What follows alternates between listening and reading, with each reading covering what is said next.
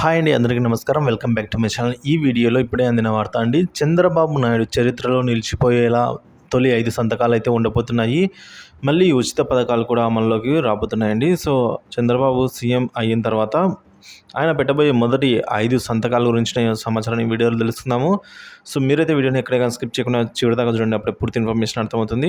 Video చూస్తున్న ప్రతి ఒక్కరు కూడా లైక్ చేయడానికి అయితే వీడియో నచ్చితే లైక్ చేయండి. ఇక విషయానికి వచ్చినట్లయితే ఎన్నికల్లో చారిత్రాత్మక విజయాన్ని సాధించిన చంద్రబాబు అంతే స్థాయిలో చరిత్రలో నిలిచిపోయేలా మొదటి 5 సంతకాలు చేయనున్నారు. యువతకు పెద్దపీట వేసేలాగా మెగా డిఎస్సి, నైపుణ్య గణన, ప్రజల్లో ఆందోళన తీర్చేలా ల్యాండ్ టైటిలింగ్ యాక్ట్ రద్దు, వృద్ధులు, వితంతువులు, దివ్యాంగులు, ఒంటరి మహిళలకు అండగా నిలిచేలాగా పెన్షన్ పెంపు, పేదల ఆఖరి తీర్చేలాగా అన్న క్యాంటీన్ల పునరుద్ధరణ, దస్త్రాలపై అయితే సంతకాలు పెట్టనున్నారు. సచివాలయంలోని మొదటి బ్లాక్లో సీఎం ఛాంబర్లో ఈరోజు సాయంత్రం 4:41 చంద్రబాబు గారు అయితే బాధ్యత స్వీకరించి అనంతరం వీటిని ఈ పథకాలకైతే సంతకాలు చేస్తానని చెప్పేసి షెడ్యూల్ అయితే ఇలా ఉందండి.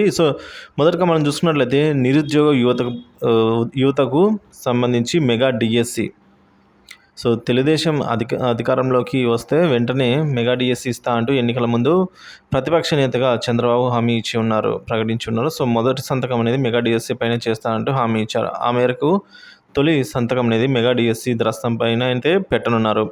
అనంతరం వైకాపా ప్రభుత్వం ఇచ్చిన డిఎస్సిని సవరించి కొత్తగా ప్రకటన విడుదల చేయాల్సి ఉంటుంది. పాఠశాలల విద్యాశాఖ పరిధిలో విద్యా సంస్థలు 13,000కు పైగా పోస్టులు ఖాళీగా ఉన్నట్టు ప్రాథమికంగా అధికారులు నివేదిక రూపొందించారు. వీటిపైన సీఎం చంద్రబాబు చర్చించి అధికారికంగా అయితే ప్రకటించే అవకాశం ఉంది. తర్వాత రెండో చట్టం ఏంటంటే రాకాసి చట్టానికి చెల్లుచీటి. అంటే రాష్ట్ర ప్రజల్ని అత్యంత భయకంపితుల్ని చేసి ఏపీ భూ యాజమాన్య హక్కు అంటే ల్యాండ్ టైటిలింగ్ యాక్ట్ రద్దుపైన అయితే చంద్రబాబు రెండో సంతకం పెట్టనున్నారు. ప్రజల స్థిరాస్తులను కొట్టేయడానికి జగన్మోహన్ రెడ్డి ప్రభుత్వం అత్యంత దుర్మార్గమైన ఈ చట్టాన్ని 2023 అక్టోబర్ 31న తీసుకొచ్చిందని, ఈ రాకాసి చట్టం ముసుగులో ప్రభుత్వం ప్రైవేటు వ్యక్తుల భూ భక్షణకు ఆస్కారం ఇచ్చేలాగా ఈ సెక్షన్లు అయితే వివిధ సెక్షన్లు రూపొందించారని చెప్తున్నారు. కబ్జా చేసిన ఆస్తులకు చట్టబద్ధత తెచ్చుకునేందుకే వైకాపా పెద్దలు పావులు కదిపారు అని చెప్తున్నారు. సామాన్యుల ఆస్తులకు ఈ చట్టంతో రక్షణ లేకుండా పోతుందని న్యాయవాదులు, మేధావులు, నిపుణులు గొంతు చించుకున్నా కూడా వైకాపా ప్రభుత్వం పెడచెవిన పెట్టిందని చెప్తున్నారు. పైగా దీన్ని అమలు చేస్తామంటూ వైకాపా నేతలు స్పష్టం చేశారు. అధికారంలోకి రాగానే చంద్రబాబు గారు ఈ చట్టాన్ని రద్దు చేసి ప్రజల ఆస్తులకు రక్షణగా ఉంటామని ప్రతిపక్ష నేతగా ఉన్నప్పుడే చంద్రబాబు ఎన్నికల ప్రచారంలో ఈ మేరకు హామీ ఇచ్చి ఉన్నారు. మేనిఫెస్టోలో కూడా అదే ప్రకటించారు. జగన్ ఫోటో ముద్రించిన పాస్ పుస్తకాన్ని ఎన్నికల ప్రచారంలో చించివేసి ప్రజలకు ఈ మేరకు భరోసానిచ్చారు. ఇదే అండి రెండో సంతకం. మూడో సంతకం విషయానికి వచ్చినట్లయితే పెన్షన్లు 4,000 రూపాయలకు పెంపు. 2014 అధికారంలోకి రాగానే చంద్రబాబు 2,200 పెన్షన్ను 5 రెట్లు పెంచి 1,000 రూపాయలు చేశారు. తర్వాత దాన్ని 2,000కు పెంచారు. ఈసారి ఎన్నికల ప్రచారంలో 4,000కు పెంచుతామని హామీ ఇచ్చారు. అంతేకాదు ఏప్రిల్ నుంచి పెంచిన పెన్షన్ అనేది వర్తిస్తుందని ప్రకటించారు. దివ్యాంగులకు 6,000 రూపాయల పెన్షన్ పెంచుతామని చెప్పారు.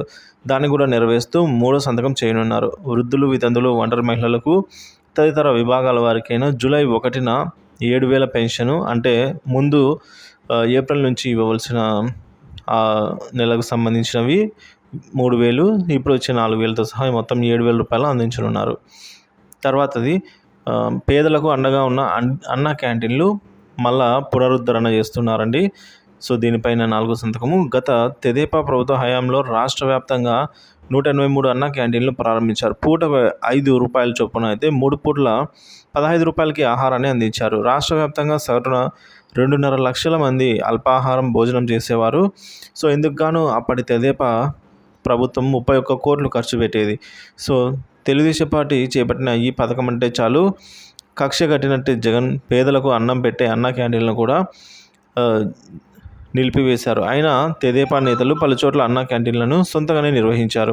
అధికారం చేపట్టిన వెంటనే వీటిని పునరుద్ధరిస్తామని ప్రకటించారు. ఆ మేరకు చంద్రబాబు 4వ సంతకాన్ని కూడా అన్న క్యాంటీన్ దస్త్రంపై అయితే ఈ మేరకు పెట్టనున్నారు. ఇక 5వది నిరుద్యోగ యువతను దృష్టిలో ఉంచుకొని నిరుద్యోగాన్ని తగ్గించడంలో కీలక నైపుణ్య గణన. అంటే యువత ఉన్నత విద్యను అభ్యసించినా కూడా దానికి తగ్గట్టుగా ఉద్యోగాలు రాకపోవడానికి ప్రధాన కారణం తగిన నైపుణ్యం లేకపోవడమే. ఈ సమస్య పరిష్కారానికి కూటమి నేతలు ఎన్నికల్లో నైపుణ్య గణన హామీ ఇచ్చారు. చంద్రబాబు 5వ సంతకం ఈ దస్త్రంపైన పెట్టనున్నారు. ఇలా నైపుణ్య గణన చేయటం దేశంలో తొలిసారి. దీని ద్వారా ఎవరిలో ఎలాంటి నైపుణ్యం ఉన్నది అనేది తేల్చనున్నారు.